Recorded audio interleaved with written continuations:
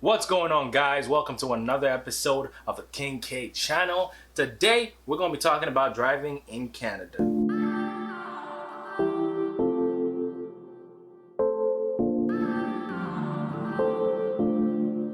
Okay, now, so the first thing that you got to do before you can even drive in Canada is you got to get your license, right? Licensing is the first thing you got to do. And to get your license, usually the very first step is quite easy. You got to take your G1 testing. And to do that, you got to study the manual for the G1 testing and go to take the G1 test. Once you pass your G1 test, you're on to the next level. Usually you got to wait about a year before you can take your G2 road test. But if you do driving school, if you end up taking driving school lessons, the time basically shrinks and you get to spend maybe about 8 months before you can take your G2 road test. So when you do your driving school lessons and you pass and you get your driving school certificate, you take that to any drive test center in Ontario, and then they help you book the G2 testing after about 8 months. So now you've passed the G2 test stage, you basically are on your way to cruising and driving, and your 6'4", you know what it is. Hey. But yeah, now you passed your G2 test. Next step is to either lease, finance, or buy a car, right? Or if you live with your parents, you drive your parents' car. One thing I forgot to mention is when you have your G1 license, you can basically learn or go driving with anybody that has their full G license for at least 4 years. But you can't go on the highways. When you get your G2 testing done and you get your G2 license, now you can basically start driving on the highway. But there are certain restrictions depending on where you are located that you can't go on certain highways or you can't go on the highway after a certain time. So few things to note. When you want to buy a car, there are 3 options you got to consider, okay? The first option, you got to consider if you want to lease the car.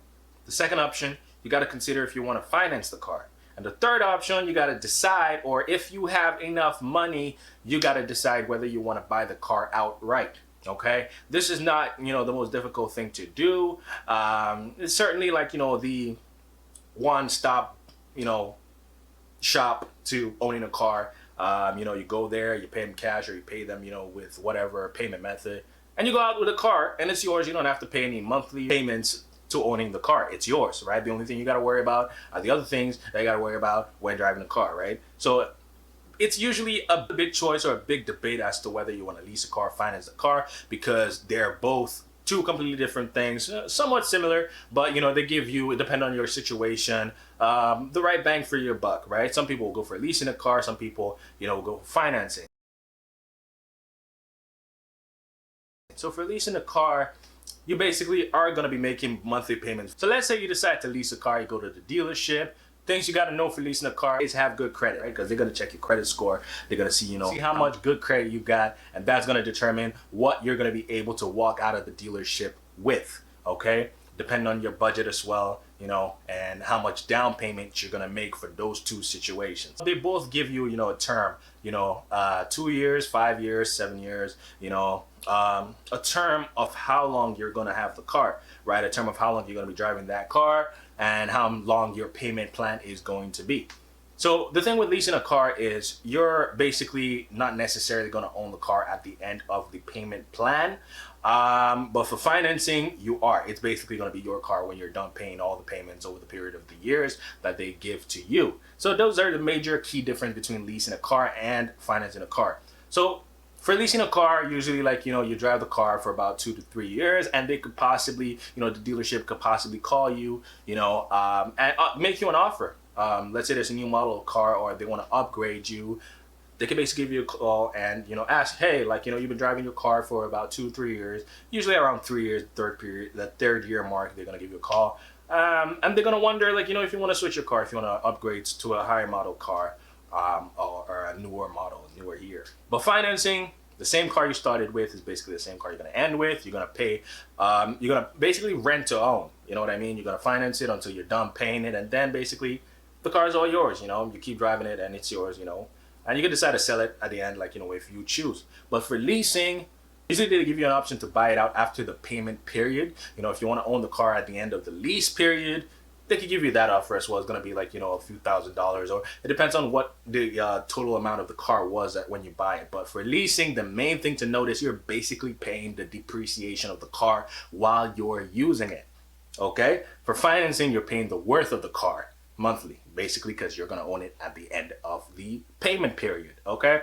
So yeah, that's basically the key difference between leasing a car, financing a car, and owning a car outright. Okay, so you got to figure out what your pocket is saying, what your pocket is speaking to you. You got to call your bank, you know, call or speak to your accountant and find out, you know, how much money you got to, like, you know, throw around. If you ain't got that much money to throw around and you got a little bit of down payment, a few $1,000s, then you can go to a dealership and get, you know, walk out of the dealership with a nice car or a used car, depending on what dealership you go to.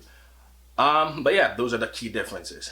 Another thing to note is, now you have a car, now you have a license, now you want to get on the road.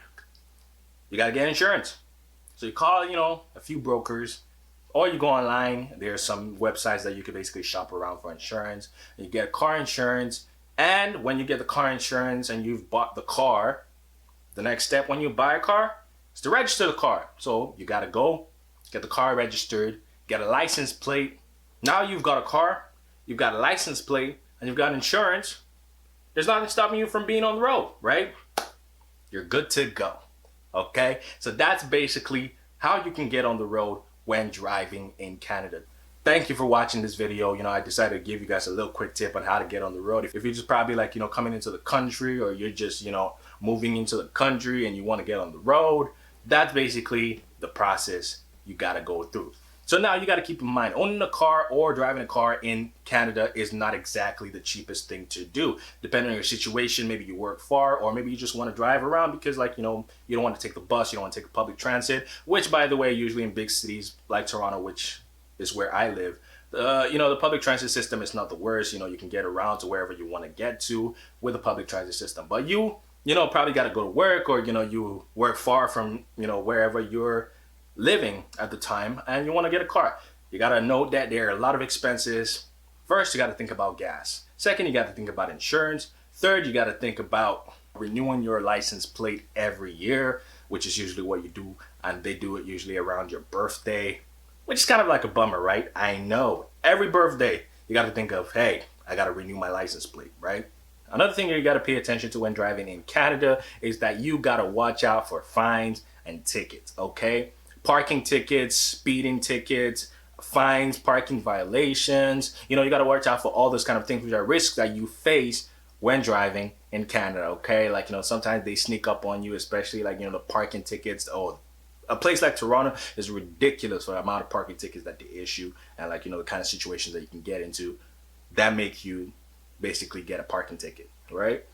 Got to follow the road signs, make sure you're not breaking any rules, and you're not breaking any traffic rules, any highway rules. You know, there's so many rules that you got to follow. So make sure that you got, you know, everything right here. Make sure that you know what rules to follow, what laws to follow, what bylaws to follow, and all that. But that's all you need to know about driving in Canada.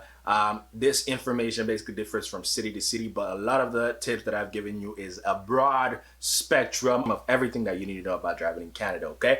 Thank y'all for watching this video. You know what it is. I go by the name King K. I hope you found this informative. Don't forget to subscribe, and don't forget to like this video. Leave any comments down in the comment section below, and I'll answer your questions as best I can.